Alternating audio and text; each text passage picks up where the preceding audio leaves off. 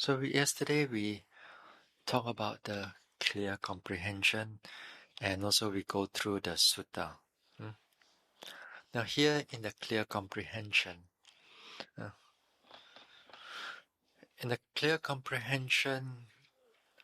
a lot of times the Buddha mentioned about clear comprehension, and this mindfulness and clear comprehension, they always go together.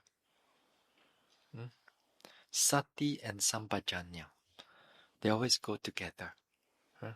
In order for finally the enlightenment to occur, to be realized, not occur, to be realized. Here, in summary, the clear comprehension is that in the beginning is that you have to note your intention carefully. You watch your intention that you are walking before you start to walk, before you sit down, before you get up, sometimes before open a door or closing a door, before you take something. Then you notice that intention as best as possible. Noticing that intention also, we have to, after that, we have to make sure that our actions are suitable for the development of that clarity, that mindfulness. The action that is suitable in the sense that they are not arouse the greed or the desire or anger or laziness or distraction of the mind. For example, when we are doing the walking, we just don't suddenly as we like we stop, as we like we do other things, or we want to go back to our room, to our quarters, unnecessarily, So all these things that we have to prevent it from, we have to watch out, and we don't give in to our desire. We remain walking. You just make sure that you finish that walking. You do the sitting, make sure you finish the sitting. Unless it's necessary. Unless it's, for example, you have a headache. You may not able to continue. Perhaps you need to rest for a while. Then, by all means, sit down or go to somewhere to sit down and just to close the eyes, just to relax. Perhaps that time is necessary. So a lot of times in other things, it may not be necessary. So you got to check your actions. So don't let your actions go into what is not necessary to do. So you build up that habit. You build up that habit long enough. The mind will have that good habit, good mental habit, in the sense that in the sense that this type of thinking, unnecessary thinking, doesn't come and bother you so strongly. It comes, but it doesn't have that foothold. It comes and it just float through, and you just carry on the walking meditation or the sitting meditation. In other words, it helps you to prolong that mindfulness, to deepen that mindfulness. So do the same thing that you noticed, that you notice also the third thing is that you notice whether the object that you are meditating is suitable or not. What are the suitable objects? The suitable objects are the objects of the four foundation of mindfulness, which is the body, which is the feelings, which is the mind, and all the phenomena or the Dhamma here. So these are the right objects for this meditation. But also as a yogi, we need to know what are the unsuitable objects that is created by the mind. Like sometimes, for example, our memories of the past, our planning of the future, or even sometimes like created by the lights, yeah, lights and imagination and so on. Those are not suitable object for the meditation. Yeah. So when we know which are the suitable object, then the fourth one is to notice the suitable object precisely, thoroughly, carefully. That is to say, when you know that you do the lifting, pushing, dropping, you notice them carefully. Notice them, how is it moving? How is it dropping? You notice the rising and falling. How do you notice the rising and falling? Did you label the rising and falling? Is it moving? Fast? Slow? Is it going? Is the rising more clearer than the falling? What happened to the rising and falling? What happened to the pain? How is the sensation of pain? Uh, uh, Today, when it comes to the interview, some of you are, no man, today is the first day. Some of you are going round the bush. Don't know what you are talking about. You come in to the interview, you straight away tell me, what is the walking? How do you notice the walking? I got to tell me exactly how you pay attention to it, because with that, I can help you further.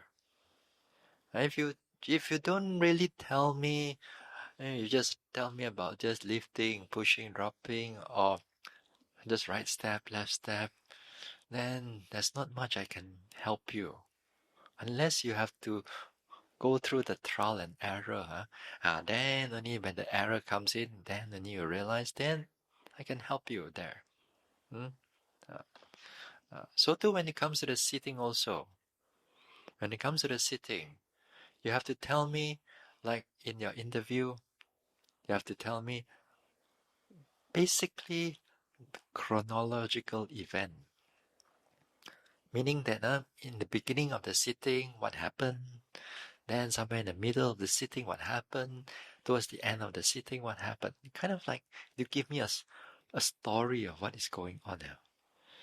Some yogis, as they like, they tell me the end verse, then after that tell me the beginning, then tell me the middle, and then tell me the beginning again, then they go back to the end. Oh, it's like chasing like. So I do not know what is. I know what you're doing, I'm. It's not the first time, but the thing is that if you understand how you do the interview, then also you begin to understand how you actually practice. And to give you an idea, to give you sooner or later you have an idea how your progress is going through, whether you are progressing or not progressing. Also, it will come through with your interview and with your understanding of the overall of your practice.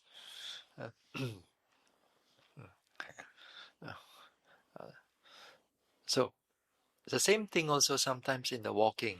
You tell me one phase, what do you do? And tell me what second phase, what do you do? The three phase, what do you do? Is the mind runs here and there or not? So you go straight to the point. Tell me, then I can help you quite a lot. If I want to know your background, sometimes what have you done in the past, I will ask you. But if at that time, if I feel that's not necessary, then not necessary. Some of us also like to know what can we do at home. We're still here. Because still got 10 more days or two. Don't worry about at home. Here first. We gao dim here first. Let's do here first, Don't think about going back. I haven't finished a few days when to think of going back.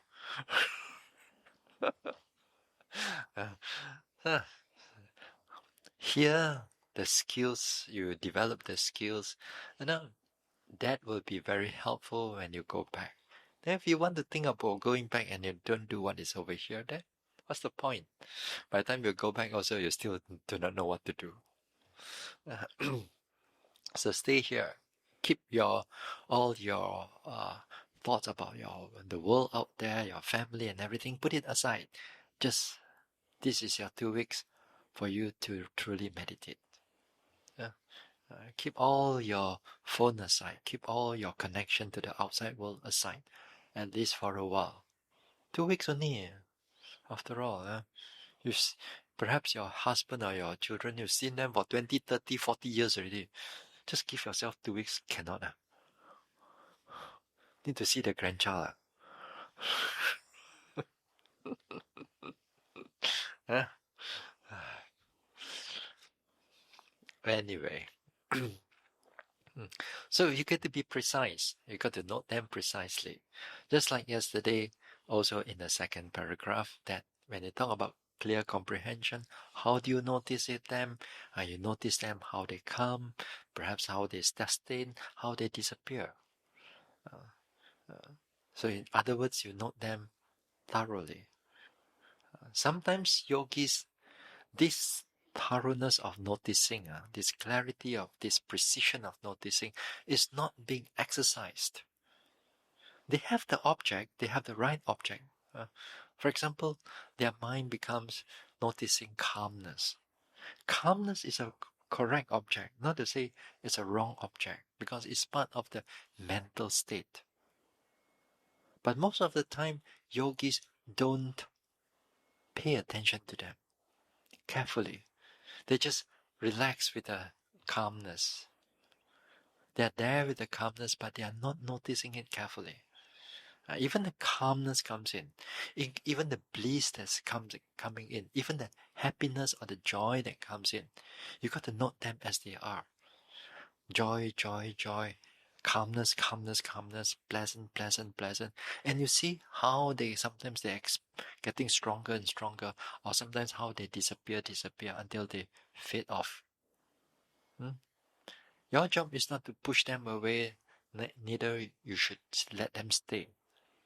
You got to see them as they are. But for now, it will be better for you.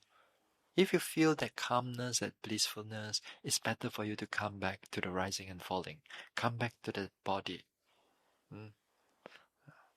At the same time, before that, you got to label it. Calm, calm, calm, calm, blissful, blissful, blissful. Then only your mind is activated to notice it. If you just sit there and keep your mind quiet and just feel the calmness, your mental effort will start to drop. When the effort starts to drop, mindfulness also will start to drop. Then everything just nothing. But you feel good. You think that you're progressing. No, you're not progressing in terms of Vipassana practice. You're just delighting inside there. This is one of the biggest fault for yogis. It's a trap for yogis. Another one is the lights that come up, It's the same thing. They don't notice it carefully. The joy that comes in, they don't notice them carefully. They don't notice it precisely. So this is one of the biggest trap for meditators. All of you, if you practice one form of meditation or the other, you will come to somewhat this thing. You will face this thing. You will face this calmness, that joy, and so on. So you must learn, you must put in the effort to note them carefully, precisely, and with effort.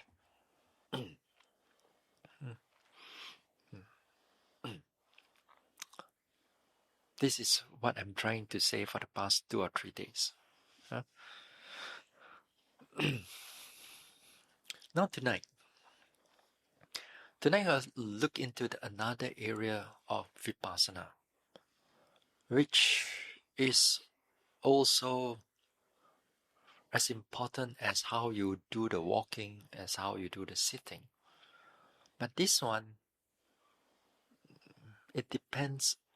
It's not in the walking, it's not in the sitting, it's how you view, what sort of view that you are taking up, what sort of understanding that you are taking up. Here, you see, let me see, I think I got somewhere if I'm not mistaken. Let me see, hold on now. Yeah. The second, you still got your paper with you? Or you already put back in the room? Put here? Why want to put in the room?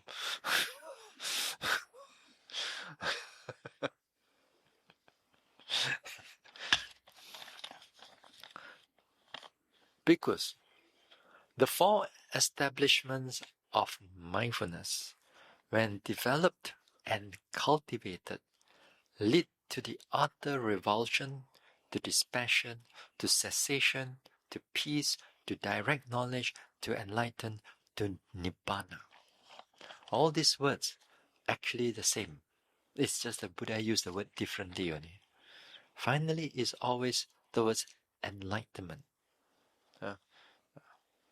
So this one, when it's fully developed, it leads to this nibbana or deathlessness.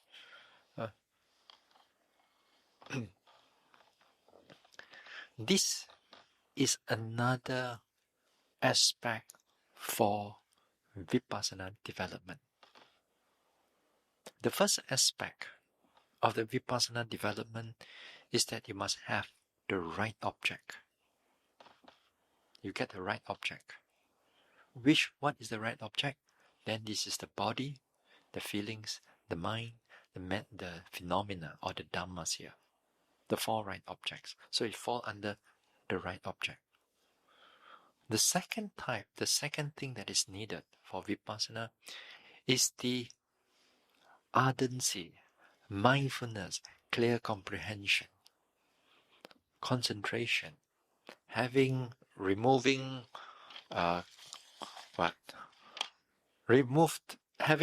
covetousness and displeasure in regard to the world. In other words, that is concentration. Yeah? So in other words, it's the noting mind, the mind that pays attention to the object. So you have to have that object, you have to have that noting mind. Third one is the goal, is the direction, that how you want this Vipassana to go. If not practicing for what? For fun. For happiness. For good in the next life only. For beauty. Not much beauty here. All old already.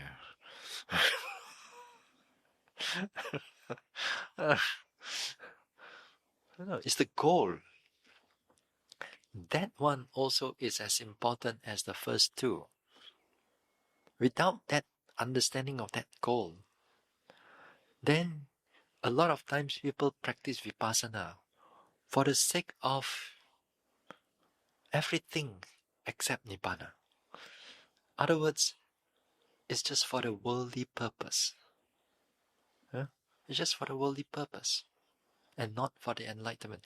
In other words, you are not truly, fully follow the teachings of the Buddha. You only follow what you like. Using what the teaching of the Buddha, but you only do it for what you want. And usually what you want is the worldly purpose. Now take for example, people come to do this Vipassana. I've met with so many of these people, They come to do Vipassana. They meditate. Then, why do they come to do Vipassana? They come to do Vipassana because, oh Bhante, I got so much stress at work. I got so much stress at home. I want to do this Vipassana in order to calm myself down. To calm myself down. Then after they felt that they calmed down, let's say. And that's about it already. Their Vipassana, they've give up already. I've seen one yogi in the past. They came to do Vipassana. For what purpose? The purpose is to overcome his sickness. Yeah. Because sometimes they read, Dhamma therapy. You know, you got a therapy for it. Even Mazi Sayadaw mentioned it. There are good side benefit of it. But they use it as a main benefit. Yeah, the main thing. So they come to do Vipassana in order just to overcome their sickness. So they practice. So when they practice the Vipassana, after some time, they felt actually it recovers. The good thing that it recovers, it recovers from their sickness. And then they felt good. Once they felt good, they give up on the Vipassana. They go back and work and go and struggle everything all over again, make some money and everything. Then the disease come back. The disease come back. They thought I've come back to Vipassana again, but then sorry, too late. Finish, died. I think that was like a cancer or maybe a cancer of the liver due to hepatitis B. I think so. Yeah, 30 years ago, I think. I met with them. So people come in with all kinds of worldly desire. People learn about Vipassana in order for them just to able to be concentrated for their everyday life, so that they are more not so less distracted. They have better able to balance their anger issue, or they have some anger issue, then they want to keep the mind calm, not so angry with their children, with this one, so they are able to control their mind better. I'm not saying that is not good. I'm not saying that is not good, but that is not what the purpose of Vipassana is. That's not what the Buddha thought. No. The Buddha thought a noble goal, but what we translate to what we think it is only for the worldly goal. That is to say, a calmness, have or you overcome your anger issue, or you have able to stabilize your emotion due to sadness, due to some mental health issue, or whatsoever that is going on in your life. So you use this Vipassana just for that. And for most of you, if you have that idea, when you achieve your goal, you will stop this Vipassana. That's one thing. The second thing is that this Vipassana is a difficult practice. It's the most difficult practice in Buddhism. Yeah, that's why you see only a few of you here. If I were to teach all this like samatha meditation, metta and all that, there'll be double, triple the people over here. Because it's pleasant, it's nice. Yeah. Here we are going to go through buttock pain, knee pain, thinking so much, cannot settle down, want to go back.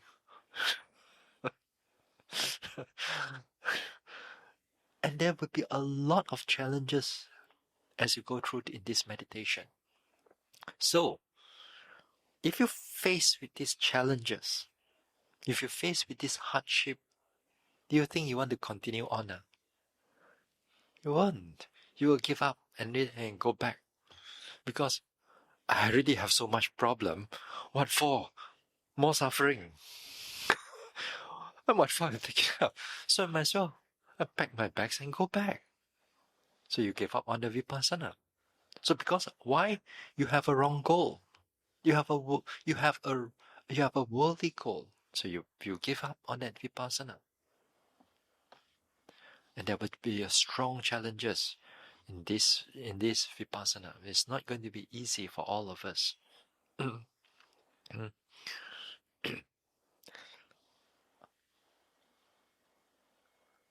So the worldly goal, the worldly goal is that when you achieve it, let's say you get it, then you will stop Vipassana. Or you go through certain hardship along the way when you practice Vipassana, you also will give up. So both ways you also give up. What else? Now some people come to do this Vipassana meditation because sometimes they have a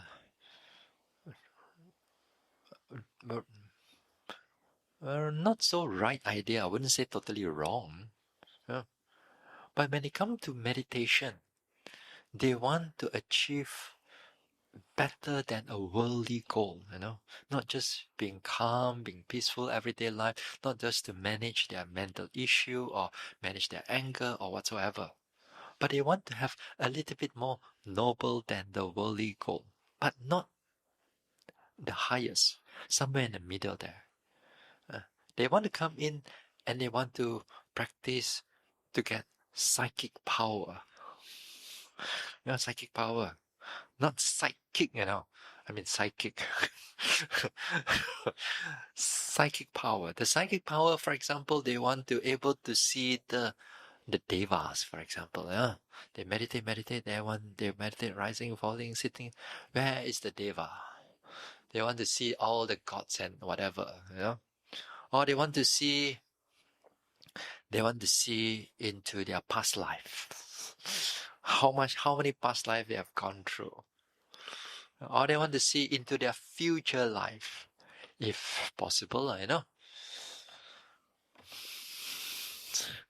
Or they want to see into, if they can see in the future life, I will go near them. I'll ask for some lottery numbers. Might as well get something out of it, Or for you, maybe you want to get some stock market. Which one is going to run, like a bull.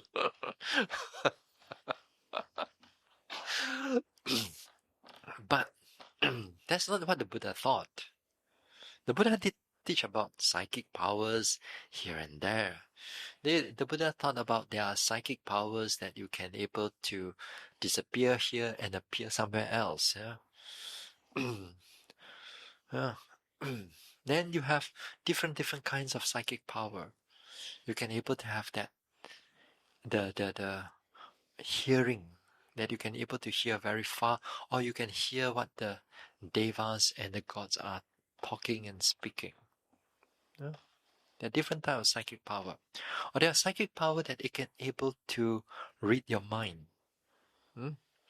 I don't have that, don't worry.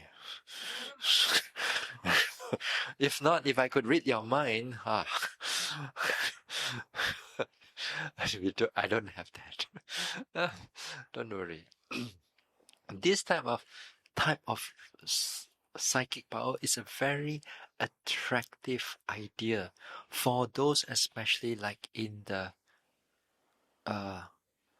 monks or nuns or the practitioners.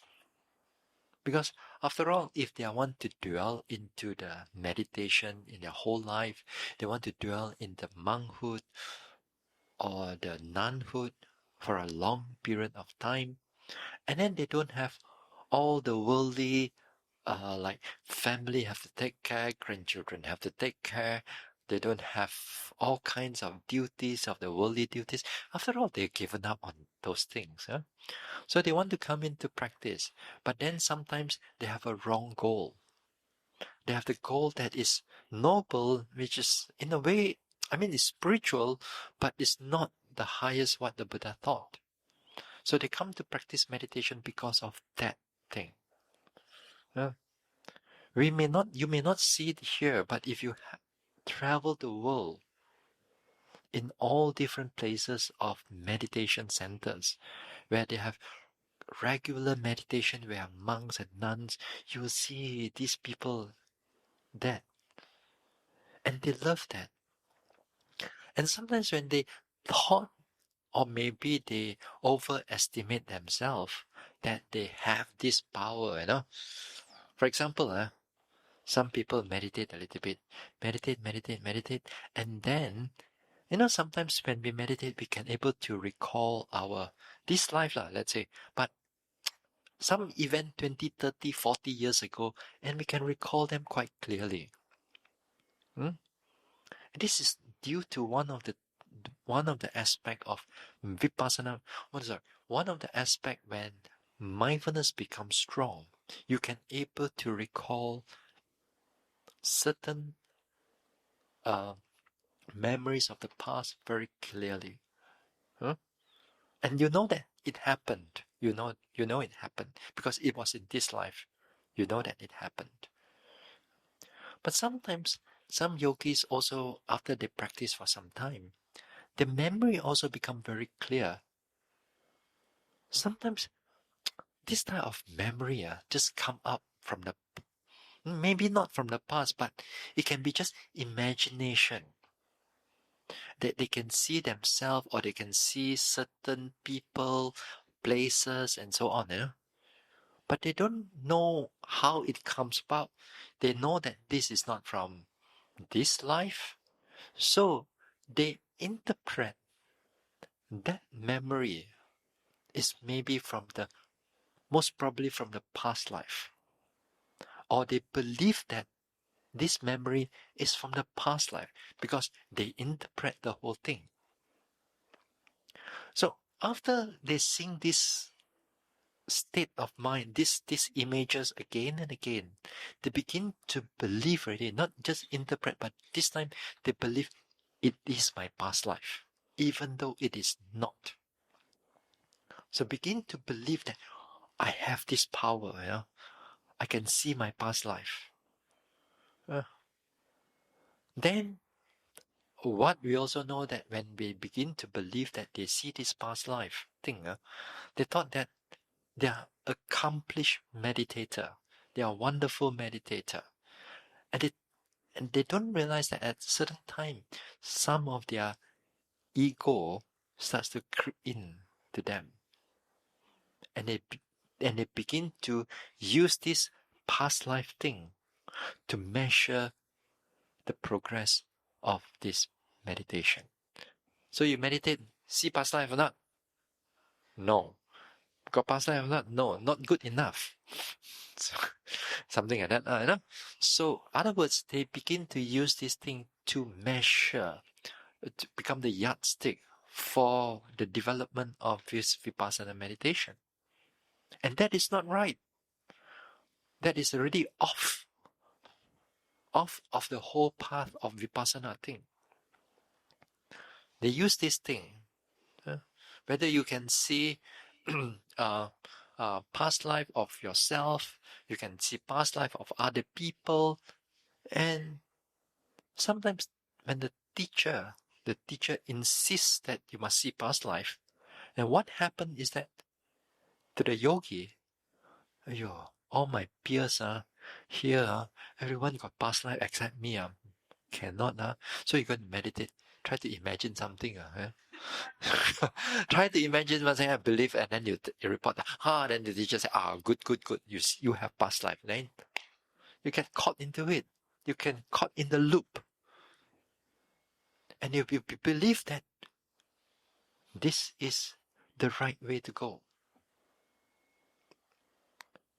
You see, these things happen in the world of meditation. In the world of meditation, they have these type of things happening. And a lot of times, when I look at this thing, I give them the benefit of the doubt. Maybe you have so, but I'll leave it to you. Usually I won't go near to it. But it's a very attractive thing. It's a very attractive to a lot of people, especially you are a practitioner. You practice for so long, you want something, you desire for something, but you forget that all these things behind it is just another form of craving. Although this is not a worldly, materialistic craving, but this one is a spiritual craving. Yeah. When that thing comes in, they forget, they begin to have that ego comes in. I've seen these things again and again, even in the present time also, right now. Not here, but in the present time, I've seen yogis like this type of things, love this type of things. So the goal itself, what the Buddha thought, is for the sake of this, concerning of this Vipassana, the mind is already drifted out. Yes, you do your walking, you do your sitting, you do it precisely, but the goal is wrong. So therefore, we need to have the right goal. Finally, this meditation, this four foundation of mindfulness, if you do it rightly, with the right goal, it leads to the enlightenment, to the Nibbana. And that is the top. You cannot go further than Nibbana. Nibbana here, of course, right now also when we talk about it, it's a kind of craving also for right now. But when you achieve Nibbana, when you realize Nibbana, Nibbana is the destruction of craving, finally. The end, the goal, is to destroy all forms of craving. Whereas worldly goals, whereas the spiritual goal in the sense of like direct knowledge or jhana or whatever, it cannot destroy the craving. It cannot, when the craving is not destroyed, that means you go through cycle of birth and rebirth again and again, and you will not stop.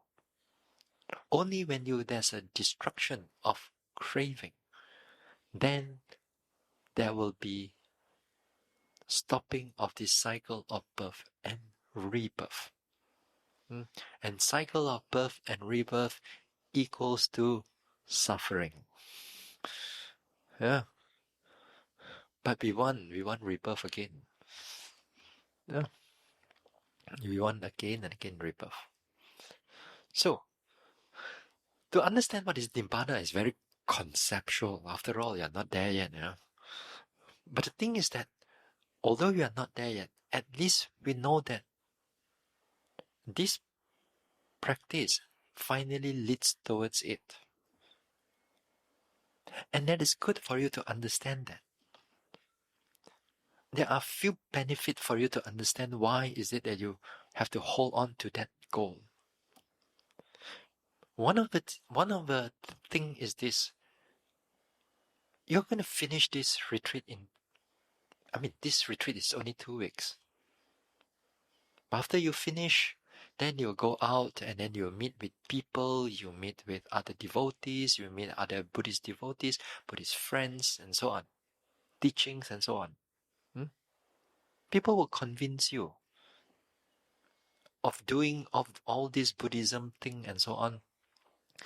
And then, if you don't have the clear goal, whatever they convince you that this Buddhism will give you the happiness of everyday life and so on, you get distracted after some time. Because a lot of times that goal Nibbana is, we find that so far away, so hard to achieve. People say the type of goal is so much more pleasant, so much nicer, and then along the way you just go out.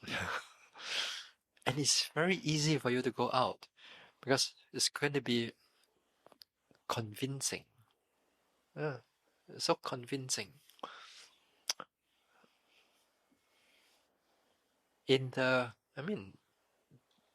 I've been hearing Dhamma talks. I've seen teachers, monks, nuns give talks, lay people give talks. A lot of times, Buddhist devotees, when they come into this understanding of this Buddhism, it's just for the sake of happiness in their everyday life. Happiness not just only here, but happiness hereafter. Hereafter means next life, or in the future lives. So we want to prevent ourselves from doing all the unwholesome deeds, but we want to do the wholesome deeds. I mean, it's still commendable. It's not to say it's wrong. But a lot of us, we don't want to go further than that. Yeah? We don't want to go further than that. We want to just to be happy. That's about it. As much of all the wholesome deeds that you have done, in your past life also you have done a lot of unwholesome deeds also. So don't forget that that also will produce karma too. And it's just waiting around the corner only. And then after that, one of these days, all this unwholesome karma take ripen in your future life, and then you go down and suffer. You'll be a dog. You'll be a cat. But nowadays the dog can be more happier than a lot of human beings, isn't it? Huh? If you were born in the right place, but that only is a very small handful of dogs in here. Now, because perhaps they have done something wholesome in their past also. Who knows? Yeah? But don't play the game, you know. Don't wish to be a dog.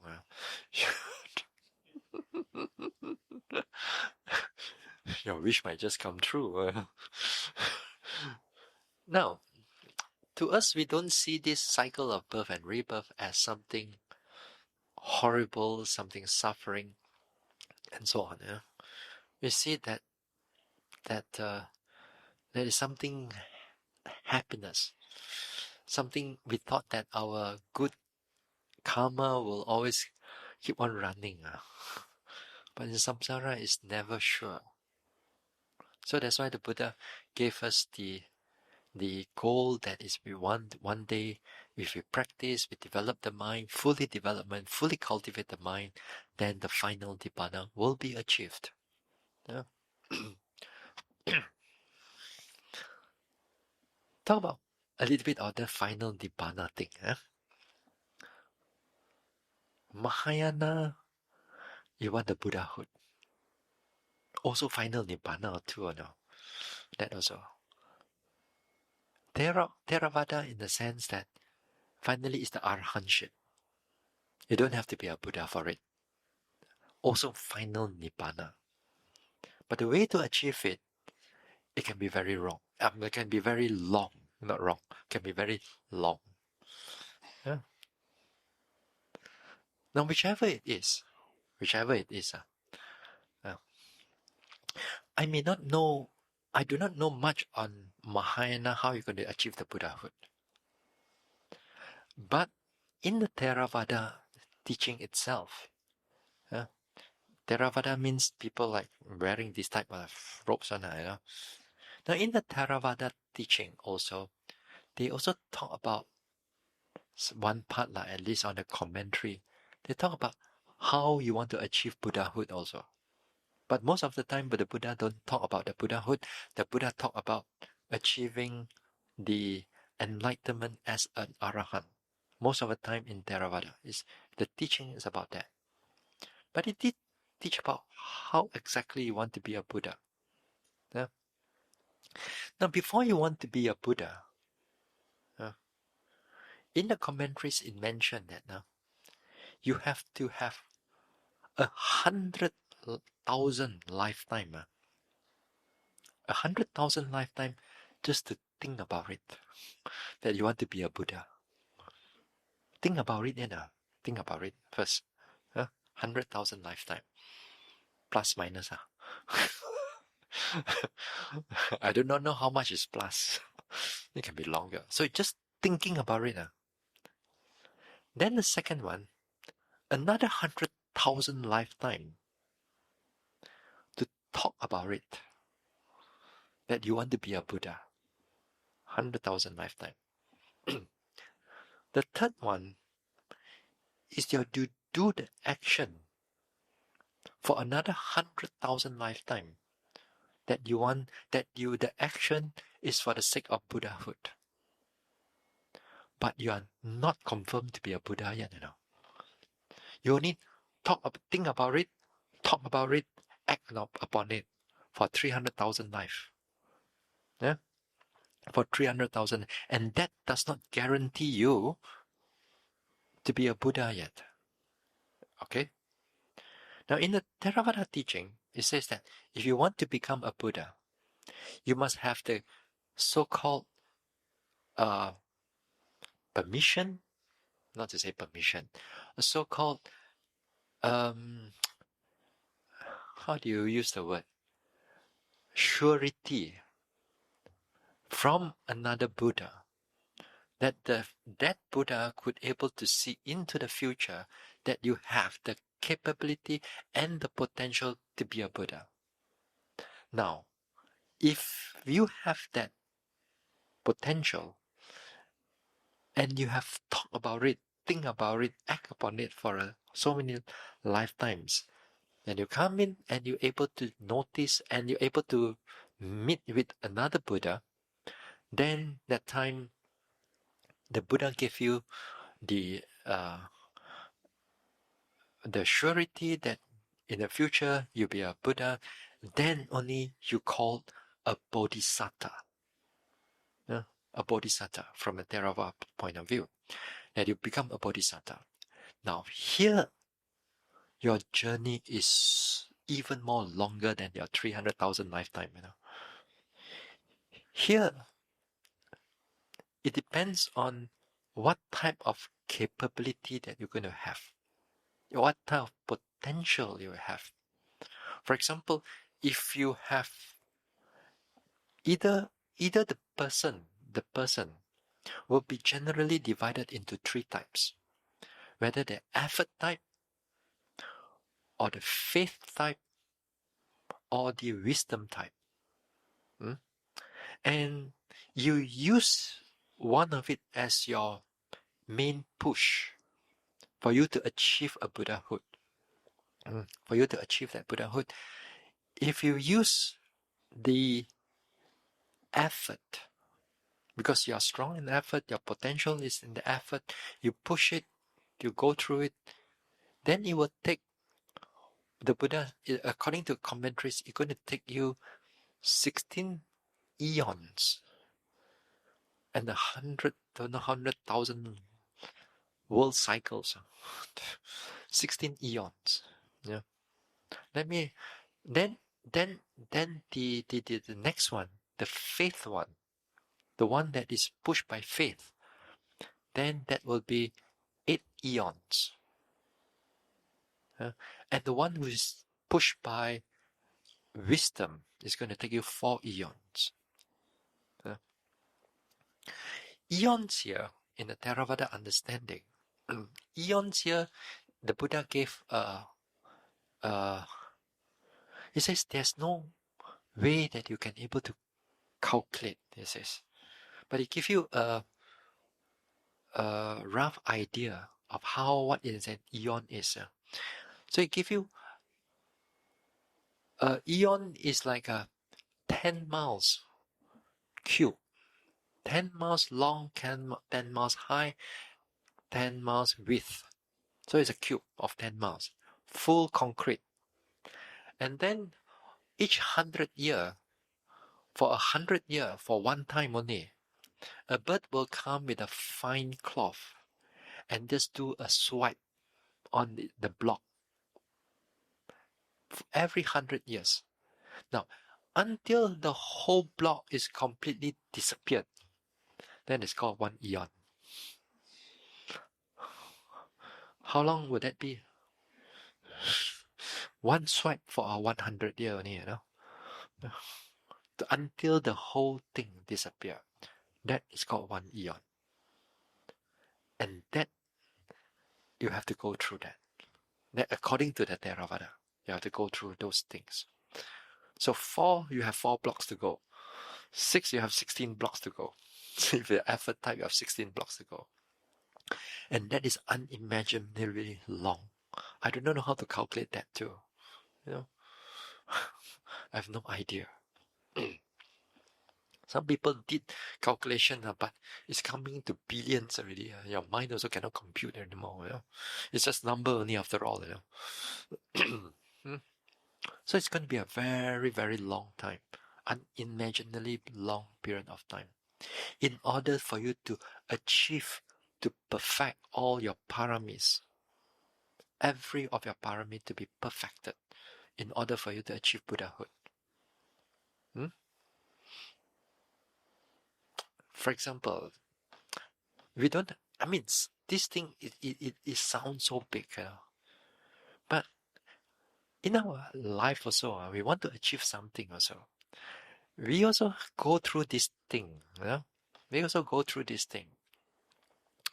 For example, give you an example. Maybe you want to go for a holiday. You want to go for a holiday. So you think about it. Where you want to go? Hawaii, maybe. You think about it. So you talk about it. You talk about it to a friend or to your family, then you act upon it now.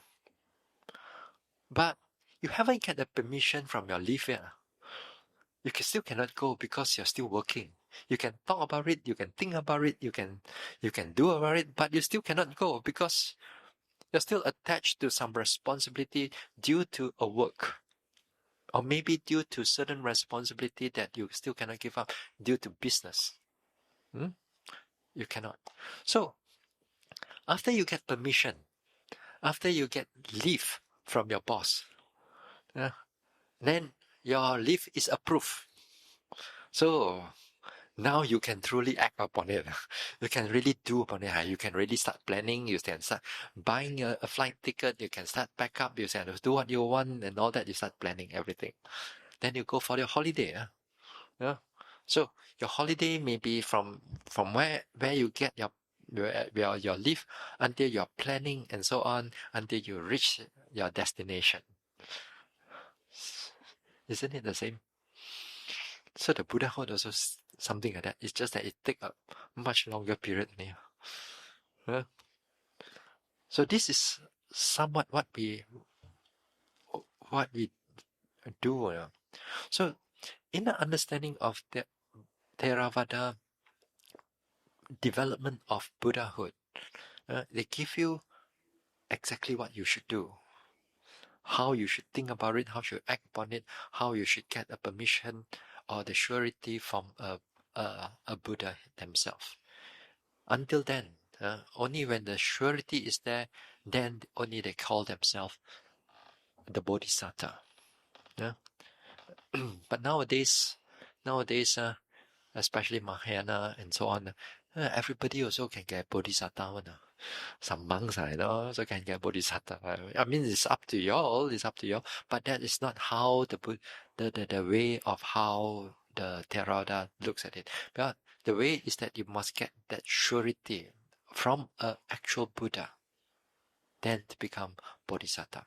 Then, finally, you will achieve the final enlightenment. And that is already sure.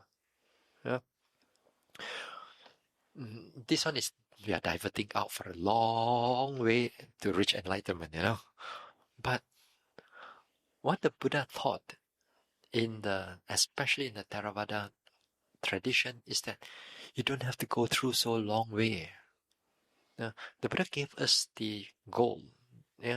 Finally, people like Sariputta, Venerable Moggallana and all that thing, they are all enlightened beings. And they, of course, they already have attained their final nibbana. That means they already passed away and no more rebirth. And we can able to achieve those things too. If you practice, we don't have to go through a journey. But again, it's up to you. You want to go through the way of Buddhahood? Well, good luck. All the best. It's going to be a long journey, but all the best. So in order for us to finally achieve that goal, whether you are going to go through the way of the Buddhahood, a way of the way of Arahantship, finally is the way of four foundation of mindfulness at the end. Finally, is the end, is the four foundation of mindfulness. So which path do you want to go? So you ask yourself. Uh, so it's up to you. But finally, at least you must understand that that goal is the destruction of all the craving. Like in the Four Noble Truths, the second Noble Truth is the origin of craving. The third Noble Truth is the destruction of that craving. Destruction or the end of suffering. The origin of the suffering is this. Is that craving itself. The second Noble Truth. So the goal is there. The goal. So make sure that when we practice this Vipassana meditation, we follow the teaching of the Buddha as best as we can. Perhaps we may not be able to achieve it for now, or in this retreat. We may not achieve it for now, but at least we keep that goal, we keep that light still on, so that we can see it and we go through towards it. Because among everything is going to be dark. All the worldly things is going to be this one. It's going to be a lot of distraction out here and there if you don't have that goal in mind. So when you have that goal in mind, then when you have that when you have that objects, you have the right state of mind, you have that goal, when it comes together, then it's truly satipatthana.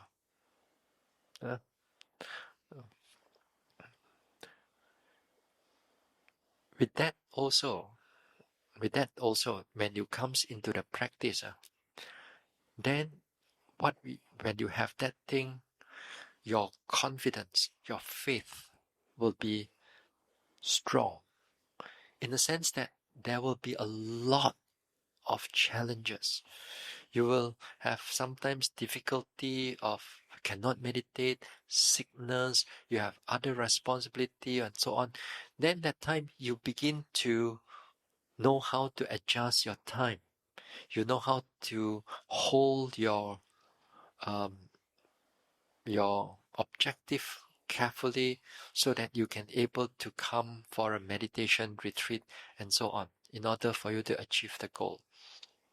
So you're not so easily distracted. You will keep on going and going and going until the goal is achieved. So keep that in mind. Although this is not in the sense of practice, but this is a sense of how you view the whole meditation process. Okay? So we stop here for tonight. We'll continue,